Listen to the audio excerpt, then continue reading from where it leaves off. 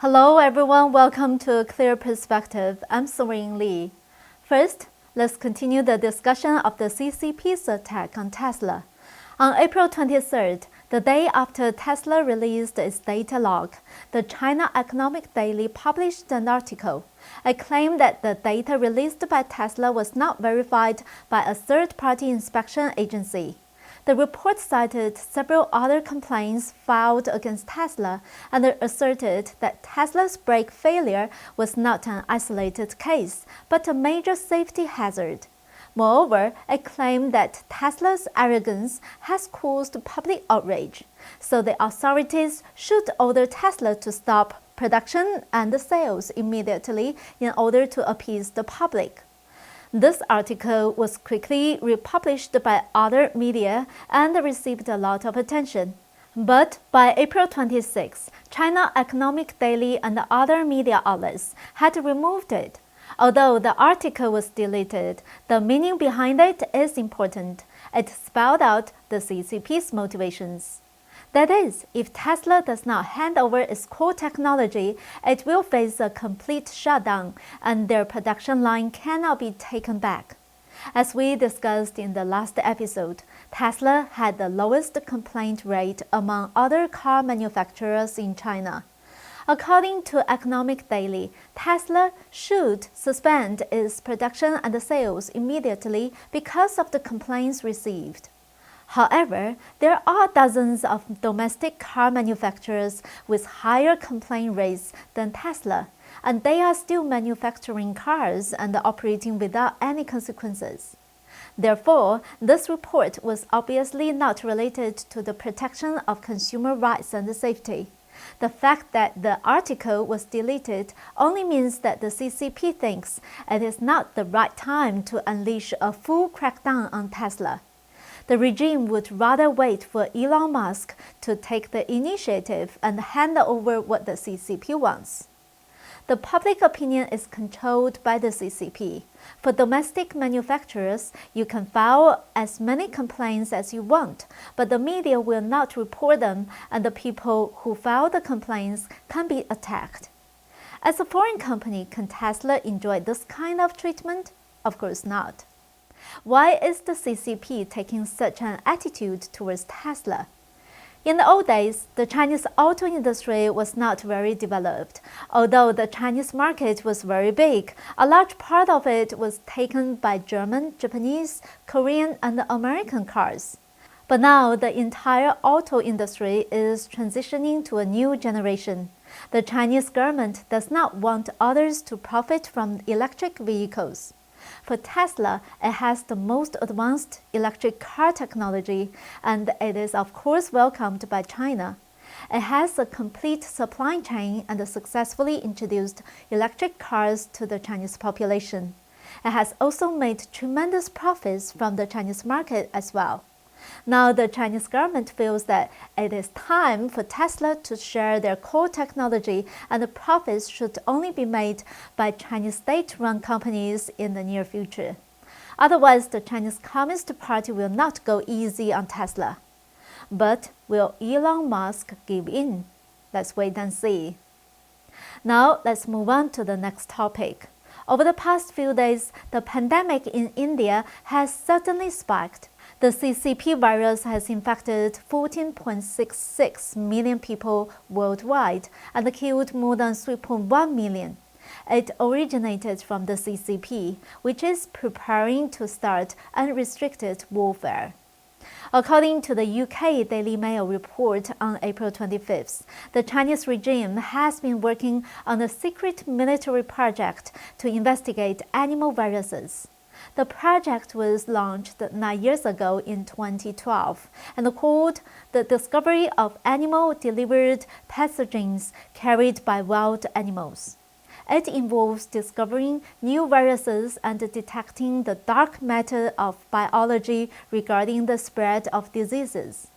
In the first 3 years of this project, 143 new diseases were discovered.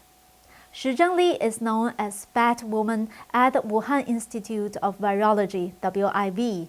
She made several trips to find samples in caves and is one of the 5 of the scheme's leaders. Another leader is Cao Wuchun, a colonel and director of the Military Biosafety Expert Committee. Last month, Shi denied allegations and said, "I don't know of any military work at the WIB. That info is incorrect." But documents obtained by Daily Mail show that Cao Wuchun is a researcher from the Academy of Military Medical Science of the People's Liberation Army. He also sits on the WIB's advisory board. Cao is an epidemiologist who studied at Cambridge University. He was second in command in the military team sent into Wuhan to respond to and develop a vaccine for the virus. The Daily Mail also pointed out that 3 miners contracted and died from a strange respiratory disease while clearing bat droppings. The WIV removed their online database of virus samples in September 2019. David Asher, a State Department expert on biological, chemical, and nuclear proliferation, told the Daily Mail, "The Chinese have made it clear they see biotechnology as a big part of the future hybrid warfare. The big question is whether their work in these fields is offensive or defensive." More evidence will come to light over time about the origin of the virus. I believe more people will see the truth. Next, let's talk about the official audit of the 2 million ballots cast in the 2020 election. It is now officially underway in Arizona. This audit has gotten a lot of resistance. On the 23rd, former President Trump issued a statement to thank Arizona's Republican senators for their efforts in exposing voter fraud from the 2020 presidential election. Trump predicted that the results of this ballot audit would be shocking, and he also disclosed the Democratic Party's response and the domino effect of the ballot audit. The legal battle for this audit has been going on for months. Beginning last December, the Senate's Committee on Judiciary questioned the results of the Maricopa County election. A request was made on conducting another audit of the county's voting system by several legislators. However, the county rejected the Senate's request. It wasn't until February 26 of this year that the judge officially ruled that the state Senate had oversight powers, and that Maricopa County must provide the state Senate with the 2.1 million votes from the November 3rd election and allow an audit on the ballots. On March 31st, the Arizona Senate announced that they selected 4 companies to participate in an extensive audit and recount the ballots by hand in Maricopa County. The ballots and the voting system used for the elections in Maricopa County was transported to the Arizona Veteran Memorial Coliseum in Phoenix, with 9 cameras set up to monitor the auditing process. Anyone can go to the website to watch the audit process. But the Democrats sent 73 lawyers to Arizona in an attempt to stop the audit.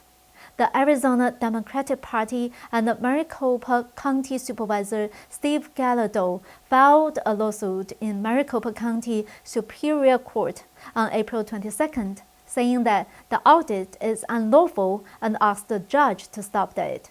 The reason was that there were concerns on the ability of a private contractor to comply with the state's law regarding election security. The Democrats are referring to the Florida-based Cyber Ninja, who led the audit this time. The owner of Cyber Ninja is Dave Logan, who has tweeted about the problems with Michigan's elections. He also tweeted, "The parallels between the statistical analysis of Venezuela and this year's election are astonishing." So the Democrats then accused him of promoting conspiracy theories of election fraud on the social media.